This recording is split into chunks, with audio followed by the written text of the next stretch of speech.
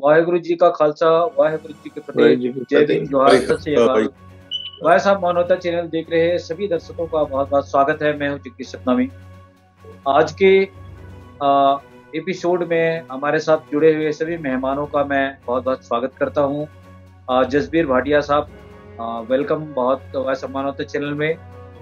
हमारे साथ जुड़े हुए हैं ब्रिजेंद्र सिंह साहब, उनका भी हम बहुत स्वागत करते हैं। डॉक्टर कृपाल सिंह जी का भी। और हमारे साथ रूपसा भी जुड़ गई है उड़ीसा से, उनका भी हम बहुत स्वागत करते हैं। आज के इस कार्यक्रम में जिस ढंग से भारत के अंदर में पूरे हर्षोल्लास के साथ में नवरात्रि की लोग जो है 9 दिन की व्रत रख करके पूजा पाठ में लगे हैं, जिसको अशोक विजयादशमी भी कहा जाता है। तो हम आज अशोक विजयादशमी क्यों कहा जाता है, क्यों मनाया जाता है इस सेलिब्रेशन को, और आज के ही दिन डॉक्टर B.R. अम्बेडकर जो भारत रत्न कहे जाते हैं, उन्होंने नागपुर के उस धरती में 5 लाख अनुयायियों के साथ में उन्होंने बौद्ध धर्म ग्रहण किया था। वैसे तो कहा जाता है कि बाबा साहब अम्बेडकर सिख धर्म ग्रहण करना चाहते थे, लेकिन ये किन्हीं कारणों से वो सिख नहीं बन पाए। ये एक ऐतिहासिक बातें हैं। लेकिन बाद में उन्होंने अपने अनुयायियों के साथ में उन्होंने 5 लाख अनुयायियों के साथ में बौद्ध धर्म ग्रहण किया। तो ये दो उत्सव हमारे देश के अंदर में बहुसंख्यक समाज के लिए हमारा है। तो उस पर आज हम चर्चा करने जा रहे हैं कि अशोक विजयादशमी क्यों मनाया जाता है और इसका महत्व क्या है। आज का दिन हमारे बहुसंख्यक समाज के लिए, जो भारत देश के दबे कुचले लोग हैं, उनके लिए आज का दिन कितना महत्वपूर्ण है, इस पर हम आज चर्चा करेंगे। सबसे पहले मैं ब्रिजेंद्र सिंह साहब के पास जाना चाहूंगा। ब्रिजेंद्र सिंह साहब, अशोक विजयादशमी और दूसरा जो है क्यों मनाया जाता है, इस पर आप प्रकाश डालेंगे। दूसरा जो है, इसी अशोक विजयादशमी के दिन ही डॉक्टर B.R. अम्बेडकर साहब अपने 5 लाख अनुयायियों के साथ में बौद्ध धर्म ग्रहण किया था। तो बारी बारी से इस उत्सव का दिन को लेकर के आप डिफाइन करें, ब्रिजेंद्र सिंह साहब। जी जगदीश जी, आप ये बहुत महत्वपूर्ण टॉपिक है और एक दुनिया का एक इतिहास में शायद ही कोई ऐसी मिसाल मिलेगी कि एक 5 लाख आदमियों का धर्मांतरण एक साथ हुआ हो। कोई ऐसा महापुरुष, बहुत बड़े बड़े मतलब प्रॉफिट्स वगैरह आए होंगे, लेकिन ये दुनिया में एक अजीबोगरीब मिसाल है। और वो लोग जो कि दबे कुचले लोग, जो कि जिन्हें शिक्षा से, सत्ता से, संपत्ति से हर तरीके से वंचित किया गया, उन्होंने देवी देवताओं को निकाल कर अपने बाहर सड़क पर रख दिया। एक अपने लीडर की आवाज पर धर्मांतरण किया। ये छोटी मोटी घटना नहीं थी। लेकिन मैं मुख्य बात पर आता हूँ। हमको ABCD समझनी चाहिए, बेसिक चीज को जानना चाहिए। हम लोगों को ये बताया जाता है कि वैदिक संस्कृति है भारतवर्ष, लेकिन हम लोगों से ये बात छुपाई जाती है कि जिस संस्कृति ने तक्षशिला, नालंदा, विक्रमशिला, उड़नपुरी, बड़े बड़े विश्वविद्यालय दुनिया को दिए, अजंता एलोरा दी, जिसने, वो संस्कृति कौन सी है? उस संस्कृति को कहते हैं श्रमण संस्कृति, जिसका नाम और निशान मिटा दिया गया, यानी इतिहास से उनके शब्दों को भी हटा दिया गया। अगर अंग्रेजों ने आकर के फिर से रिकंस्ट्रक्ट इतिहास को न किया होता तो शायद उस बुद्ध को आप विष्णु का अवतार मान रहे होते, जिन बुद्ध के नाम से त्रिपिटक में अकेले 37 लाख श्लोक हैं। कम से कम 40 महाभारत बनेंगे उस श्लोक के सिर्फ, और जो पाली में है, जन भाषा में है, संस्कृत में नहीं है, जनता की भाषा में है। तो जो जनवादी संस्कृति है उसका तो नाम निशान लोगों ने, ये एक संघर्ष हुआ है। तो पहली बात हमें ये समझ लेनी चाहिए कि श्रमण संस्कृति कौन सी है, वैदिक संस्कृति या ब्राह्मण संस्कृति कौन सी है। जो जातिवादी संस्कृति है भारत की, वो वैदिक संस्कृति, ब्राह्मण संस्कृति है। और जो जातिवाद की विरोधी संस्कृति है, जनवादी संस्कृति है, वो ये श्रमण संस्कृति है। तो इस श्रमण संस्कृति से जुड़ा हुआ ये त्योहार बहुत प्राचीन है। इसको अशोक दशमी कहते हैं, विजयदशमी। और इसका संबंध है जब सम्राट अशोक, जो कभी अफगानिस्तान के और मध्य प्रदेश में जब सूबेदार हुआ करते थे, उसके बाद में वो राजा बने, चक्रवर्ती राजा बने, तो उन्होंने बौद्ध धर्म को जब स्वीकार किया था तो ये अशोक विजयदशमी इसलिए इसको माना जाता है। अब इसको वैदिक धर्म वालों ने इसको उससे जोड़ दिया है दुर्गा से। और वो दुर्गा से कैसे जोड़ा है, उन्होंने कुछ अपने प्राचीन ऋग्वेद वगैरह से कुछ कथाओं के कथानक लिए, उसमें झूठा सच्चा मिला के कथाएं लिखी एक प्रचार तंत्र के लिए। हालांकि उसको कहते इतिहास हैं, लेकिन वो इतिहास नहीं है।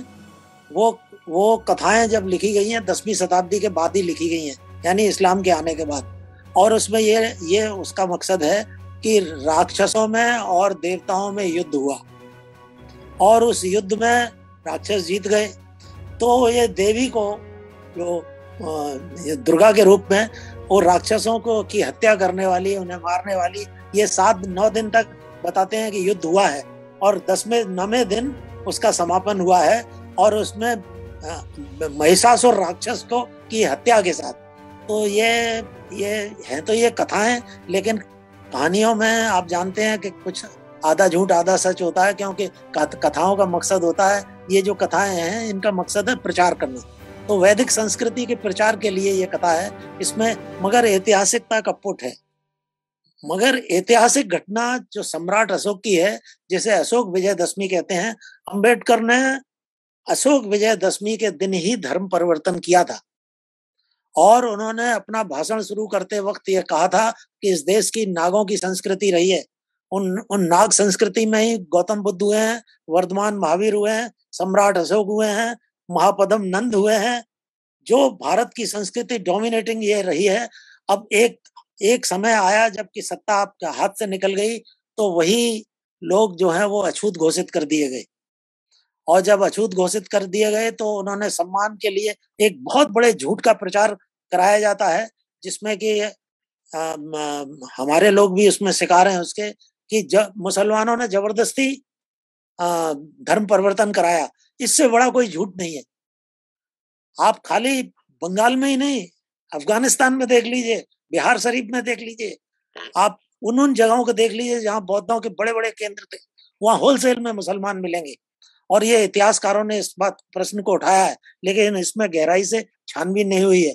तो भाटिया साहब ने जो बात कहते हैं बार बार, और वही बात मैं कहता हूँ कि जब तक शिक्षा को सर्वोच्च प्राथमिकता हम नहीं देंगे और सच्चाई को लोगों के सामने नहीं लाएंगे, तो ये झूठी कहानियों के आधार पर ये समाज बटा रहेगा। ये समाज एक नहीं हो सकता, क्योंकि इस समाज के श्रमजीवी जनता, जिसमें किसान और मजदूर दोनों हैं, वो करीब 7,000 जातियों में बटे हुए हैं, ऐसा इनका रिकॉर्ड बताता है।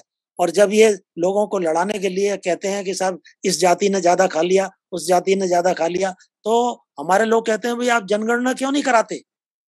सब जनगणना से पता चल जाएगा आपने खाया है या इनने खाया है, और इनमें किसने ज्यादा खाया है, चलो उसको हटाइए। लेकिन सामाजिक न्याय तो होना चाहिए। तो ये तो खैर वो चीज है।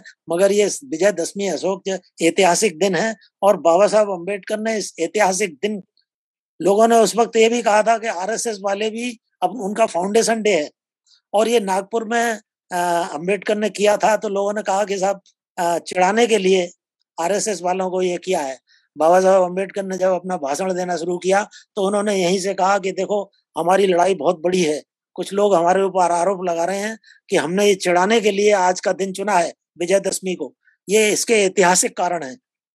ये नागपुर इसलिए चुना गया है कि नागों की बस्ती थी, जिन नागों में बुद्ध और सम्राट अशोक जैसे लोग हुए हैं।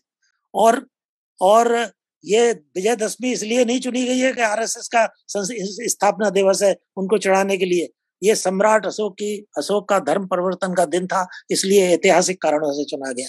तो ये सब जब तक शिक्षा आप नहीं देंगे लोगों को, तब तक लोग नहीं जानेंगे इन बातों को। इनको बताना बहुत जरूरी है। और रहा असुरों का और राक्षसों का झगड़ा, तो मोहनजोदड़ो हड़प्पा को जो लोग जानते हैं इस देश की प्राचीन इतिहास को, उन्हें ये मालूम है कि आर्यों में और अनार्यों में, मूल निवासियों में भयानक युद्ध हुए हैं। और जो मूल निवासी थे उनको शहर की संस्कृति थी और बड़े बड़े प्लांट उनकी संस्कृति थी। उसके सामने ये चरवाहों की संस्कृति थी, वैदिक संस्कृति। इसको आज तो अंग्रेज लोगों को भी पता नहीं था। 1924 में ये रिपोर्ट आई जब मोहनजोदड़ो हड़प्पा के बारे में, सिंधु घाटी के बारे में, तब ये पता चला। लेकिन जब तक उनका बोरी बिस्तर बनना शुरू हो गया था, वरना उन्होंने बहुत कुछ सच्चाई का पता लगा लिया। धन्यवाद। अच्छा, मैं एक बात पूछना चाहता हूँ यहाँ कि वो नाग, आप नागपाल क्या कह रहे हैं? नाग संस्कृति, व्हाट इज दैट नाग? देखिए, ये जो नाग संस्कृति है भारत की, जो मूल निवासियों की संस्कृति है, उसमें नागवंशी, इन लोगों ने तो जो ब्राह्मणों ने इतिहास लिखा है उनको नागवंशी क्षत्रिय कहा है, लेकिन वो जात पात को मानते ही नहीं थे। वो क्षत्रिय, वो नागवंशी ही थे। भगवान बुद्ध जो हैं, जिन शाक्यों में और कोलियों में, अब कोली तो आजकल कोरी जाने जाते हैं, उन्हीं कोरियों में से कन्वर्ट होकर के कबीर जुलाहा हो गए। और कबीर के लिए snake worshippers? Are they snake worshippers? Is that what they call ये पहले देखिए, जो जनजातियां होती थी उनके टोटम होते थे, तो इनका टोटम रहा होगा नाग, ये हो सकता है। लेकिन वो नाग वंश जो है भारत की संस्कृति में बहुत विख्यात है ये, और बड़ा बुनियादी चीज है, जो सम्राट अशोक ने भी अपने को नागवंशी माना है। भगवान बुद्ध भी नागवंशी हैं, आपके जो वर्धमान महावीर हैं वो भी नागवंशी हैं। तो ये मूल निवासियों की संस्कृति है। और मैंने लास्ट नेम भी सुना है, Nagpal. looks like to me कि these are people who worship the snakes as their deity। अब मेरे पास एक सब पूजा या कुछ इस तरह की बात, ये अंग्रेजों ने इस पे बड़ा रिसर्च किया है, और अंग्रेजों ने इस पे लाइब्रेरी में किताब में बहुत गहराई से रिसर्च किया है उन्होंने, और कुछ भारतीय विद्वानों ने भी कहा है। मेरे पास गोरखपुर क्षेत्र में मेरी पोस्टिंग थी, तो वहाँ एक पांडे जी बहुत बड़े इतिहासकार थे, उन्होंने मुझे अपनी किताब दी, भारतवर्ष में नागवंशियों का इतिहास। तो तब मुझे थोड़ा सा जानकारी मिली। अब मैं एजुकेशन डिपार्टमेंट का आदमी तो हूँ नहीं, जो थोड़ा बहुत मुझे समय मिल जाता था मैं जानने की कोशिश करता था। और वो भी ये एक्सीडेंट था कि ऐसी जगहों पर पोस्टिंग हो गई जहाँ पर ये संस्कृति आज भी जिंदा है। एक चीज और मैं और भी बता दूं मैं आपको, ये किसने कहा है कि मात रुकनी बाप जुलाहा। जो संत कबीर के जो चेले हैं, जो मुख्य गद्दी है यहाँ पर, जहाँ पर जगदीश जी बैठे हुए हैं, वहां धर्मदास ने ये कहा है कि माँ तुरकनी बाप जुलाहा, यानी कबीर जो कन्वर्ट हैं कोरियों से, वो जुलाहा कहते हैं, और तुर्कनी का मतलब जो विदेशी मुसलमान आए उनकी माँ है, है ना। तो उन्होंने कहीं भी ये नहीं कहा है कि इनका ये विधवा ब्राह्मणी का पुत्र है। तो खास बात ये है कि ये जो मूल निवासियों की ये संस्कृति है, और इसको शिक्षा के आंदोलन के बिना यहाँ तक पहुंचना आसान नहीं है। हाँ जी, जगदीश जी, आपको को वाकफियत है, ये स्नेक वर्शिपर थे या क्या बात है? ये वाकई में ये है कि आज भी जो नागवंशी जो द्रविड़ के जो जनजाति है वो भी हमारे छत्तीसगढ़ में पाए जाते हैं, और ये बहुत सूरवीर और बहुत फाइटर कम्युनिटी के रूप में जाना जाता है। तो इनके बारे में जो ये कहा जा रहा है इतिहास में, इनकी बहुत बड़ी शासन व्यवस्था रही है, और ये भारत की भूमि पर, ये तो मेरे को मालूम है, पर क्या वो नाग पूजा करते थे? ये मेरा सवाल है जी। वो नाग पूजा क्यों? पंजाब में we have one place called Chhipar का मेला, वहां नाग पूजा करते हैं। गूगल नाग की पूजा तो नागवंशी लोग नहीं करते हैं, ये तो मुझे मालूम नहीं है, क्योंकि नागवंशियों के बीच में मेरा भी जन्म हुआ है, और मैं नागवंशियों के बीच में बहुत रहा हूँ। उनके बहुत सारे जो संस्कृति में मैं जाता रहा हूँ। तो ये नाग पूजा की बात तो मेरे समझ के बाहर है, और मैंने कभी देखा नहीं। तो ये कोई कल्पना हो सकती है। कृपाल सिंह जी, एक बात मैं और बता दूं आपको। महाभारत जब शुरू होता है, महाभारत का जो ग्रंथ है, करीब उसमें 1 लाख श्लोक हैं। जब वो शुरू होता है, उसकी शुरुआत ही नाग यज्ञ से होती है, यानी नागों को जलाया जा रहा है एक एक करके।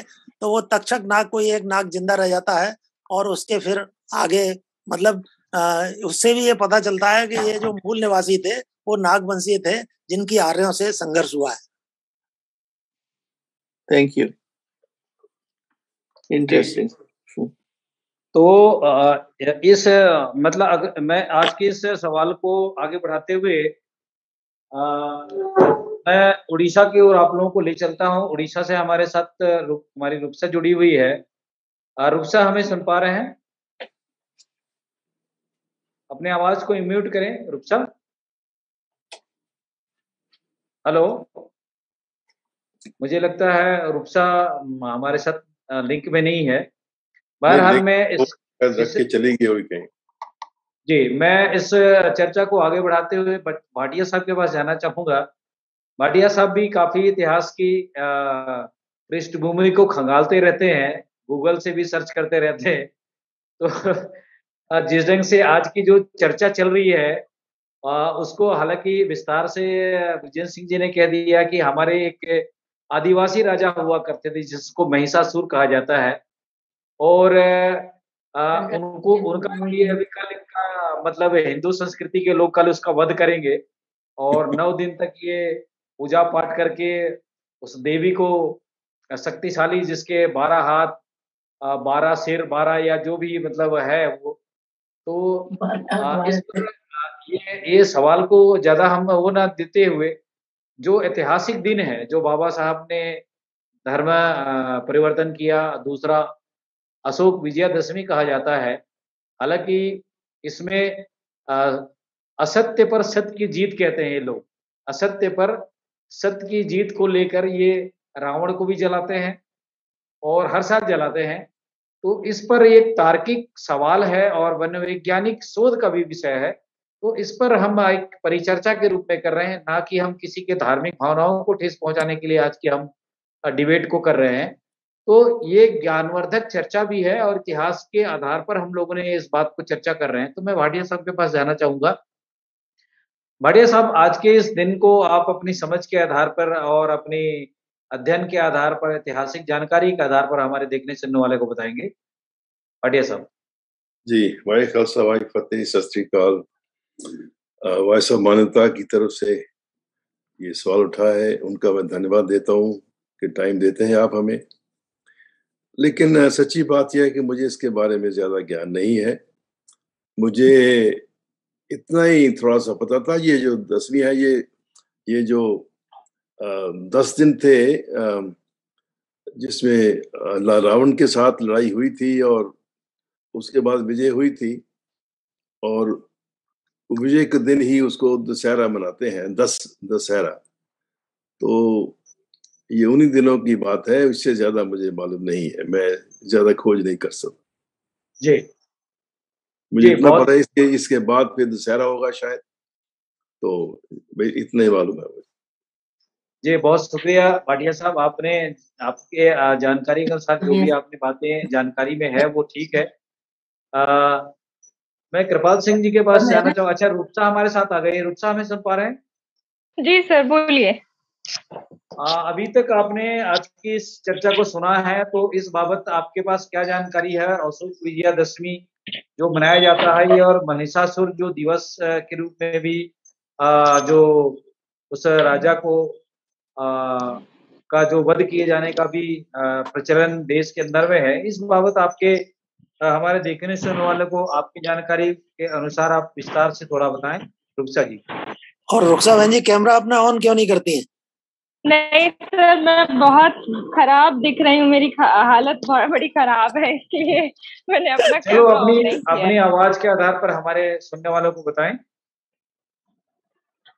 जी सर, सबसे पहले तो सबको मेरा सत श्री अकाल, जय भीम। असल में सर विजयादशमी तो जैसे हम सब जानते हैं कि विजयादशमी के दिन ही सम्राट अशोक ने जो है वो बुद्धिस्ट हुए थे, उन्होंने बुद्ध धर्म जो है वो ग्रहण किया था और उसे कहीं ना कहीं बाबा साहब ने जो धर्म अपना परिवर्तन किया तो उन्होंने अपने लोगों को एक मैसेज दिया कि देखो हमारे वंशज, उन्होंने असल में हमें हमारे जो है पुरखों से जोड़ने की कोशिश की थी आज के दिन। और दूसरी बात सर, जो अभी बातचीत जो चल रही थी कि नागवंश, बहुत सारी बातें तो विजेंद्र सर ने कह दिया, लेकिन दशहरा का मतलब सर ये होता है, दशहरा मतलब 10 चीजें कुछ हार जाना।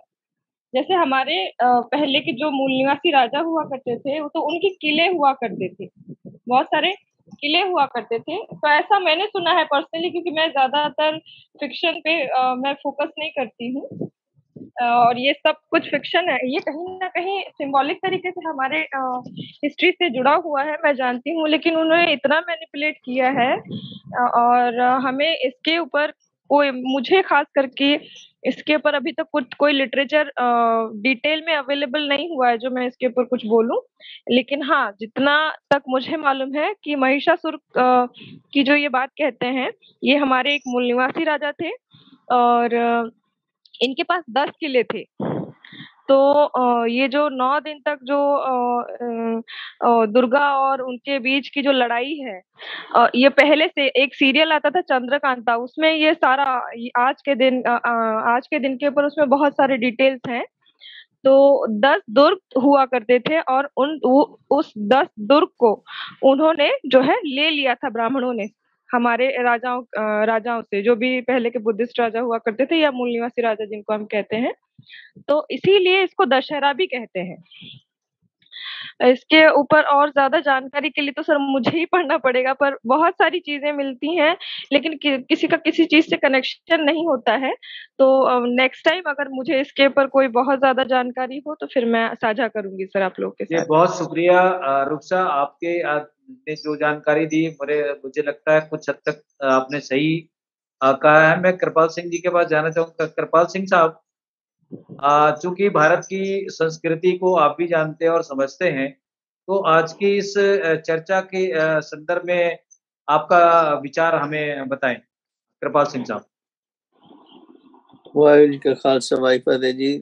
नमस्कार, नमस्ते। I have a limited knowledge. मेरा कम knowledge है ना चीज़ों का। What I know is growing up in the villages in Punjab and all, कि unless if there was no public education during my time, I could not have become a physician like I am now. School जो थे पिंड के school, उस पर जाकर we didn't have money to send ourselves to convent schools or other kind of expensive schools and all. हम तो यही गरीब स्कूल जो थे उस पर पढ़े और विद्या लेकर आगे परमात्मा की कृपा से और हमारे टीचर्स की कृपा से, पेरेंट्स की कृपा से आगे बढ़ते चले रहे। पर most of education came from my mother, जिसने घर में शुरू करवाई और घर में ही पढ़ना लिखना, अरिथमेटिक वगैरह सीखा, प्रेयर करनी घर में ही सीखा। सो मैं तो ये कह रहा हूँ कि ये तो सब घर से शुरू होता है। जो एजुकेशन है ना उसकी तो की घर में है। जो एक लड़की पढ़ जाए ना तो वो सब परिवार को पढ़ा देती है। ये एक आदमी पढ़े सिर्फ एक ही पढ़ता है क्योंकि वो इधर उधर कामों में जुड़ा रहता है। सो इसलिए जरूरत है कि जे हम वाकई विद्या का प्रचार करना चाहते हैं तो we should use our girls, educate them and bring them forward and उनको उत्साह करके बाकी बच्चों भी पढ़ाओ। जैसे एक candle, one candle lights another candle. Otherwise जो बड़े बड़े प्रोग्राम है ना वो सिर्फ बातों में ही है, उसमें कुछ नहीं, रिजल्ट कुछ नहीं निकलेगा। ये आप रिजल्ट चाहते हैं तो घर से काम शुरू करो, अपनी लड़कियां से स्पेशली काम शुरू करो। और पार्ट ऑफ सिखिज्म में वी कॉल वर्ण शकना, educate, help each other educate, that's also part of वर्ण शकना। जैसे भोजन की जरूरत है ऐसे पढ़ने लिखने की भी जरूरत है। पर teacher they are not going to come from the government.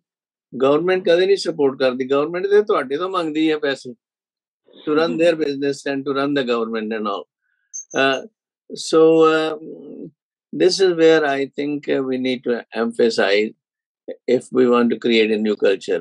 Otherwise most of the culture ਜਿਹੜੀ ਹੈ depressing ਹੈ ਤੇ it's a kind of a beggar type of culture, ਉਹਦੇ ਤੋਂ ਮੰਗੋ ਪੈਸੇ, and that's not going to help us in the long run. Thank you. जी बहुत शुक्रिया भाटिया साहब, कृपाल सिंह साहब। जिस ढंग से बाबा साहब अम्बेडकर ने अपने 5 लाख अनुयायियों के साथ में नागपुर में आज के दिन उन्होंने संदेश दिया था, और सबसे बड़ा उन्होंने फोकस डाला था कि ऐ मेरे समाज के लोगों, शिक्षित बनो, संगठित रहो और संघर्ष करो। और सबसे बड़ा जो नारा दिया था उन्होंने शिक्षित बनने का। शिक्षा वो शेरनी का दूध है, जो पिएगा वो दहाड़ेगा। ये अल्फाज डॉक्टर अम्बेडकर साहब की है। क्योंकि अगर शिक्षा के की जानकारी अगर एक परिवार को या किसी भी इंसान को अगर होता है तो उनको एक प्रकाश मिलता है, एक नूर मिलती है, एक रास्ता मिलता है, जो हर हर रास्ते में अपनी अच्छाई ढूँढ सकता है।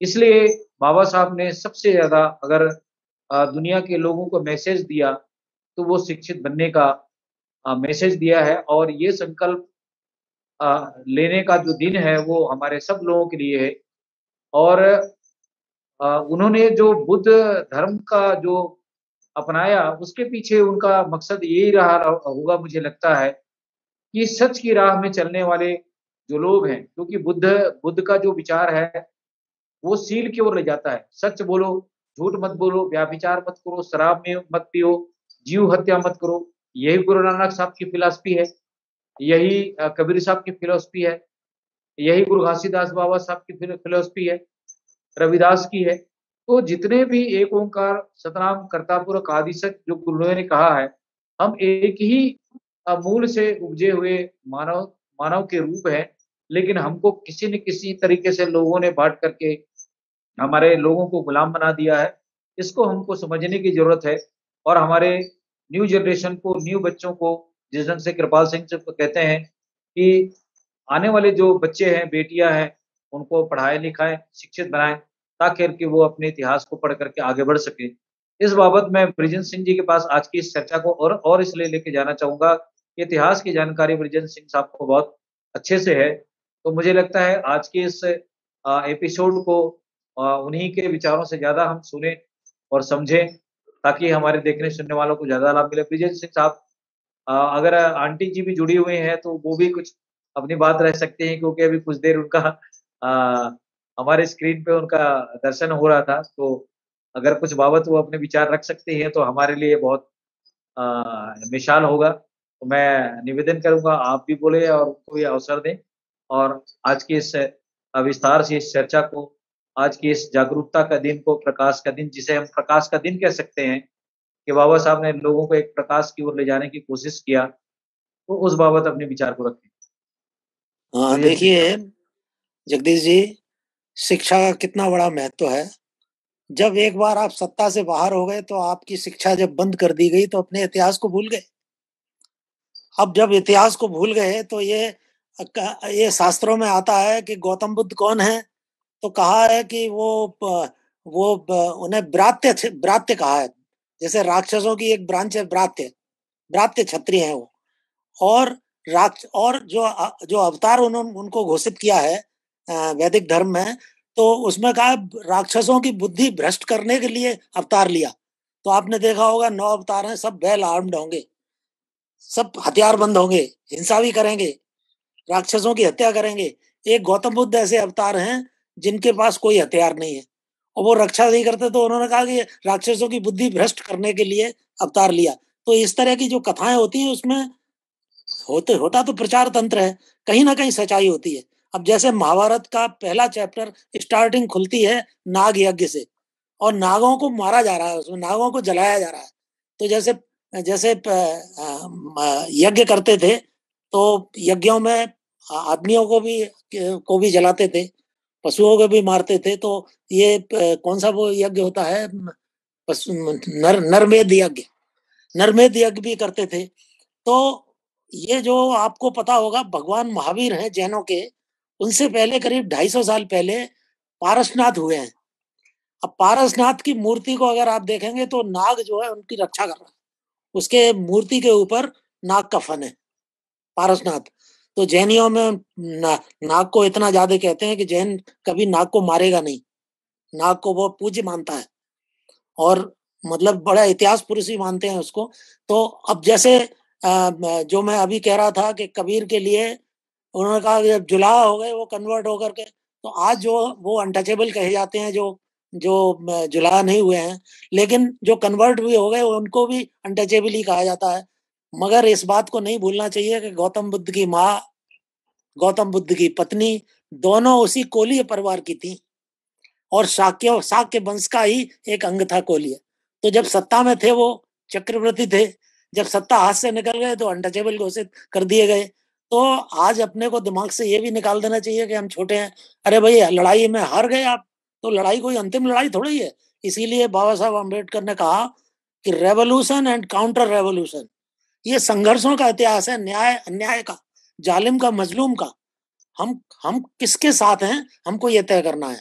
हम न्याय के साथ होना चाहिए, हम पक्ष लें, हम सत्य का पक्ष लें, हम प्रेम का पक्ष लें। हमारी लड़ाई मानवता को प्रतिष्ठित करने के लिए है। और हमको विरोध उन लोगों का करना ही पड़ेगा जो कि मानवता को खंडित करते हैं या लोगों में आदमी आदमी के बीच में भेदभाव की दीवारें खड़ी करते हैं। तो ये एक अच्छा ऐसा मौका है कि जिसमें ये दोनों संस्कृतियों ने जो भी कुछ लिखा है उसकी सच्चाई लोगों के सामने आनी चाहिए। जी, ये बहुत शुक्रिया ब्रिजेन सिंह साहब। आज की इस परिचर्चा में एक जागृति है और एक सोच है, एक नई दिशा है। जिस ढंग से हम गुरु ग्रंथ साहिब में जो दसम पिताजी ने जो श्री गुरु ग्रंथ साहिब का स्थापना करके मानवता को जो संदेश दिया है, अगर हम इसकी व्याख्या पर इसकी मूल बातों के ऊपर में अध्ययन करें तो दुनिया के अंदर में एकमात्र ये ऐसा ग्रंथ है जो पूरी मानवता के लिए कायनात के लिए है। और यही कारण है कि जो गुरु ग्रंथ साहिब को उसकी दर्शन करता है, उसकी एक-एक शब्द कानों में जब घुलती है तो आदमी का ज्ञान का चक्षु खुलता चला जाता है।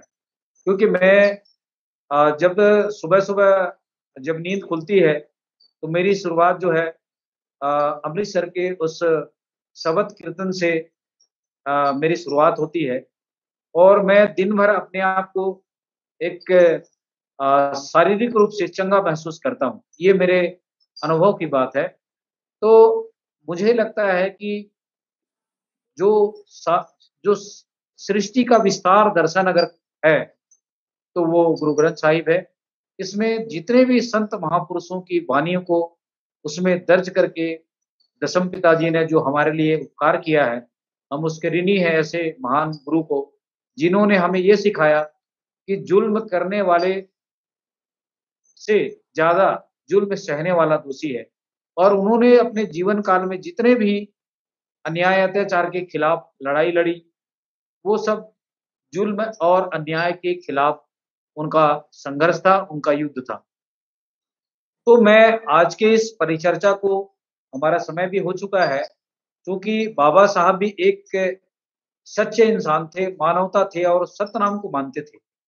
ना वो शराब पीते थे, ना वो अ किसी भी प्रकार की उनके अंदर में कोई ऐसी दुर्गुण था, जो उनके जानने वाले लोग ये कहते थे कि बाबा साहब पूरे सतनाम को अंगीकृत किए थे और उसी शक्ति के कारण, उस सतनाम की शक्ति के कारण वो बचपन से ही विलक्षण प्रतिभा के धनी थे और उनके अंदर में वो जब पढ़ा करते थे बिजली के लाइट में, जब उनके पास नहीं था, तो उनके जैसा उनको जो अगर दुनिया के अंदर में कोई पदवी मिला है तो सिंबल ऑफ नॉलेज, दुनिया में किसी इंसान को मिला है तो सिंबल ऑफ नॉलेज अगर कहा जाता है तो वो बाबा साहब अम्बेडकर को कहा जाता है। तो ऐसे महान शख्सियत की जो जीवनी है, जो प्रेरणा देती है, और वही प्रेरणा हमारे गुरु ग्रंथ साहिब में भी हम लोगों को मिलती है। कबीर साहब के विचारों में भी हमें वो प्रेरणा मिलती है। गुरु घासीदास जी भी छत्तीसगढ़ के इस धरती में आकर के, पंजाब की धरती से आकर के सतनाम का अलग जगह है। तो सबसे पहले जितने भी मानवता के लोग हैं, उनको ये अगर समझना है या जानना है या ज्ञान प्राप्त करना है, तो सतनाम को भी समझना पड़ेगा और उसके अनुरूप अपने जीवन को आगे बढ़ाना पड़ेगा। तो मैं इस बात को आगे ले जाते हुए एक-एक मिनट में कृपाल सिंह जी के पास में और भाटिया साहब के पास में प्रतिक्रिया ले लेता हूँ। उसके बाद में आज के इस कार्यक्रम को हम यूँ ही विराम देंगे।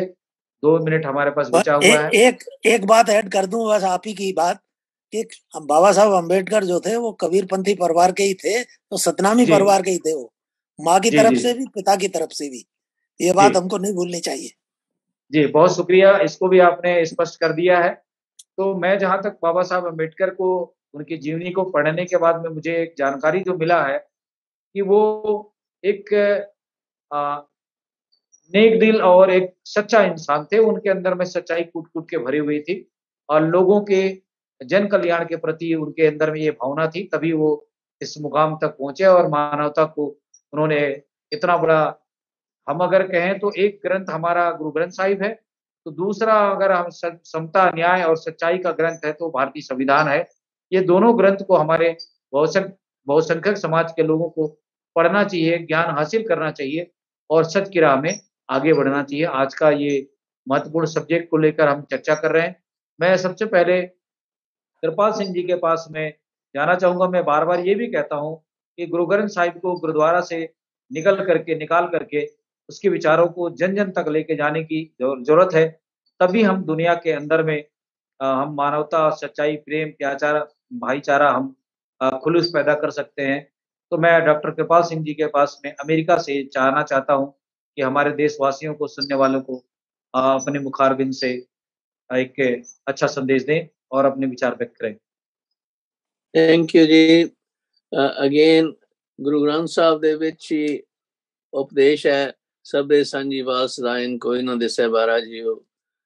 ਗੁਰੂ ਗ੍ਰੰਥ ਸਾਹਿਬ ਦੇ ਵਿੱਚ ਹੀ ਬੈਠੇ ਕਬੀਰ ਸਾਹਿਬ ਕਹਿ ਰਹੇ ਆ ਕਿ ਬਈ अब्बल अल्लाह नूर पाया कुदरत के सब बंदे, एक नूर ते सब उपजा कौन भले को बंदे। गुरु ग्रंथ साहब दे विच ही बैठे कह रहे ने बाकी दे गुरु साहबान ते बाकी दे उपदेश देने वाले भी कि भाई एक पिता एक इसके हम बारक का उपदेश। सो हमारा ओरिजिन भी एक है, हमारा एंड भी एक है। ये तो कॉस्मिक प्ले है, इसमें सुपरफिशियल डिफरेंसेस हैं, सुपरफिशियल हैं, लोग एल्यूजन्स हैं। हम एल्यूजन्स में ही इतने गर्क हो जाते हैं कि हम सच्चाई भूल जाते हैं कि हमारा आद और अंत एक ही है। उससे जुड़े ते सबसे ये उपदेश पर अमल करें कि भाई नानक नाम चढ़दी कला तेरे पाने सर्वद भला, so that we can all benefit. Thank you जी। जी बहुत शुक्रिया कृपाल सिंह साहब, आपने कम शब्दों में विस्तार से बातें कह दी है, बहुत शुक्रिया। मैं जसबीर भाटिया साहब के पास जाना चाहूँगा। जसबीर भाटिया साहब, आप तो बार-बार हमें अनुग्रहित करते भी रहते हैं, गुरु ग्रंथ साहब की बातों को भी बार-बार आपने कहा भी है। लेकिन आज की इस डिबेट में सच्चाई को हम जिस ढंग से अपने जीवन में धारण करते हैं, ग्रहण करते हैं, और वही सच्चा इंसान जो बाबा साहब अम्बेडकर थे, जिन्होंने 5 लाख अनुयायियों को एक ऐतिहासिक संदेश दिया और सच का नाम, सच्चे मार्ग में चलने का संदेश दिया। अगर हम उनके उस धर्म ग्रहण की अगर हम बात करते हैं उस ऐतिहासिक दिन को, तो सच्चे मार्ग में चलने का उन्होंने लोगों को उपदेश दिया। तो इस बाबत हम आपकी लास्ट प्रतिक्रिया जानना चाहते हैं कि बाबा साहब ने जो सतनाम के मार्ग में चलने का उपदेश दिया, उसको गुरु ग्रंथ साहिब के माध्यम से एक विस्तार से थोड़ी सी हमारे देखने सुनने वालों को बताएं, ताकि हमारी जो मानवता है, आने वाली जो न्यू जनरेशन है, इस मार्ग में चलकर अपने जीवन को संवार सके और अपने जीवन को मुक्त कर सके। जी देखिए, बात सत्य की है और सत्य तो एक ही होता है। सत्य में नाम कोई दे दे सत्य को, आपको सत्य नाम कह दें या आप उसको कोई और दूसरा शब्द यूज कर लें, तो वो सत्य बदल नहीं जाता ना। बाकी जो हमारे भारत की जो हमारी दूसरी कम्युनिटी के जो धर्म है, उसमें ज्यादातर मिथ्या बहुत ज्यादा है, जिसे मैथोलॉजी कहते हैं। मैथोलॉजी में उन लोगों को उलझा रखा है और उससे सत्य जो है वो छुप गया। सत्य उसमें भी है, ऐसी बात नहीं है, सत्य उसमें भी है, लेकिन सत्य जो है वो रीति रिवाजों में छुप गया है। तो जैसे गुरु साहब जब ये गोरखपुर के ही तरफ की जगह है जहाँ पर ये आपके गोरखनाथ के लोग रहते थे, उसी तरफ जो उनको जब उनसे बात हुई सिद्धों से, तो सिद्धों ने पूछा, गुरु साहब बताइए नानक जी आपका गुरु कौन है? उन्होंने कहा था मेरा गुरु शब्द है, शब्द, और शब्द में सच्चाई है। तो शब्द जो है वो कोई मिथ्या नहीं है, शब्द जो है वो रियलिटी है, तभी तो वो सत्य है, सत्य नाम है, नाम उसको जानना है। तो चाहे धर्म का नाम कोई भी आप दे दें, बाबा साहब ने जो किया बहुत ही अपने विचार से ठीक किया। बाकी ये है कि बात सिर्फ उतने पे आ जाती है, हम सबको अल्टीमेटली सत्य के मार्ग पे ही चलना है, और किसी तरीके भी हो, किसी तरीके से भी चलें, सत्य के मार्ग पर ही चलें। और गुरु ग्रंथ साहब ने इसी बात को लेकर के सांझी वालता जैसे कहते हैं डॉक्टर कृपाल सिंह जी, समानता के लिए सब कुछ किया है। मानस की जात सब एक ही पहचान बहु, गुरु गोविंद सिंह के वचन है ये, और सभी जानते हैं ये। वो तो पटना में पैदा हुए थे तो उनकी भाषा भी वही की, उसी तरह की भाषा थी। तो मानस की जाति सब एक ही पहचान बहु, जब हम एक जाति को एक मानेंगे सब इंसानों को, तो फिर उसमें समानता की बात आती है, फिर सबके लिए जो न्याय की बात आती है, सोशल जस्टिस की बात आती है, क्योंकि हम सबको एक मानते हैं। और अब जब हम एक दूसरे को, जो पावरफुल लोग हैं, जो डिवाइड करते हैं, तो फिर वो समानता कैसे रह सकती है। तो मैं यही बार बार कहता हूँ, ग्रंथ कोई हो, चाहे कबीर जी का हो, संत जी का हो, या बुद्धा का हो, सच्चाई सब में है। उस सच्चाई को ही मानना है, और मिथ्या जो बातें हैं वो सिर्फ मिसगाइड करने के लिए है लोगों को। किसी ये जो कर्म कांड जिसे कहते हैं ना, गुरबाणी में कर्म कांड कहते हैं, उनमें फंसाने के लिए भी गई है, और उसमें सत्य नहीं है। और ये गुरु नानक साहब ने कह दिया है कि उन बातों में कुछ नहीं रखा है। तो पहली ही पौड़ी में उन्होंने कह दिया कि सच है सच ना होवे जे सोची लखवार। अपने आप उस शरीर को धोते रहेंगे, जाके दलियों में नहाते रहेंगे, कुछ करते रहेंगे, व्रत रखते रहेंगे, मौन व्रत रखते रहेंगे, उनसे कुछ नहीं होने वाला। जब अनलेस आप वो सत्य को पहचाने और सत्य के मार्ग पे चले, तो तभी ये सब ठीक हो सकता है। उसके बगैर और नहीं, सत्य का मार्ग ही मालूम करना है। यही बात जी। बहुत शुक्रिया कृपाल सिंह साहब, जसबीर भाटिया साहब, आज की इस प्रमुख चर्चा में हमारे साथ भाग लिए सभी मेहमानों का मैं धन्यवाद करूंगा। डॉक्टर कृपाल सिंह जी का, प्रिजन सिंह साहब का, रूपसा जी का, जसबीर भाटिया साहब का, मेघराज जी का, और खास करके हमारे इस कार्यक्रम के स्पॉन्सर कृपाल सिंह जी का, जो समय समय पर हम लोगों के लिए ऐसे आयोजन करके हम महत्वपूर्ण विचारों को लेकर हम चर्चा करते हैं। मैं कबीरदास की उस वाणी के साथ में आज के इस कार्यक्रम को समाप्त करना चाहूँगा। कबीर साहब ने कहा कि साँच बरोबर तप नहीं, झूठ बरोबर आप जाके भीतर साँच है ताकि भीतर आप। इसका मतलब ये है कि हम अगर सच के मार्ग में चलते हैं और अपने आत्मा में सत्य नाम को धारण करते हैं, तो वहीं पे ही हमारे उस परम पिता परमेश्वर की या जिसकी हम आराधना करते हैं, वो हमारे आत्मा के अंदर में विराजमान हो सकता है, और हम उसे देख समझ सकते हैं, श्रवण कर सकते हैं, और उसका रूप आकार को हम देख सकते हैं। यही सतनाम है। आज के इस चर्चा को हम यही विराम देना अच्छा, कृपाल सिंह साहब कुछ कहना चाह रहे हैं? नहीं जी, नहीं, ठीक है, आप, बड़ी मेहरबानी। तो मैं आज के इस कार्यक्रम की सभी के लिए मैं दोबारा धन्यवाद करता हूँ। वॉइस ऑफ मानवता चैनल के साथ जुड़े सभी दर्शकों का बहुत बहुत धन्यवाद, और अगले डिबेट में हम आपके साथ फिर से जुड़ेंगे। तब तक वॉइस ऑफ मानवता चैनल को लाइक करें, कमेंट करें, अपनी प्रतिक्रिया भी दें, और समय समय पर हमें अनुग्रहित भी करें, ताकि हम अपने इस प्रोग्राम के माध्यम से क्या कुछ नए विचारों को समाहित कर सकते हैं। तब तक के लिए आज का इस कार्यक्रम को हम यही समाप्त करना चाहते हैं। वाहिगुरु जी का खालसा, वाहिगुरु जी की फतेह। Thank you.